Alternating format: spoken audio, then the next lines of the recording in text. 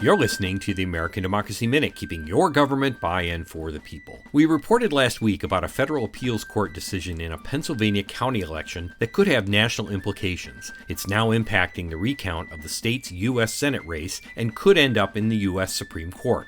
The case involves 257 mail-in ballots which were properly signed and submitted on time, but were lacking a date on the affidavit form. But Pennsylvania law says those ballots must be dated, and they were thrown out by a county elections board.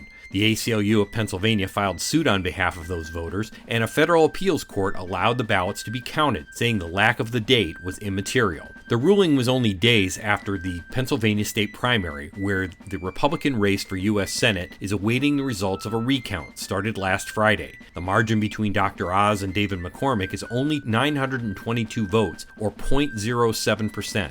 Election officials report that the number of undated mail-in ballots is 860. Counties have until June 7th to finish the recounts and until June 8th to submit them to the state.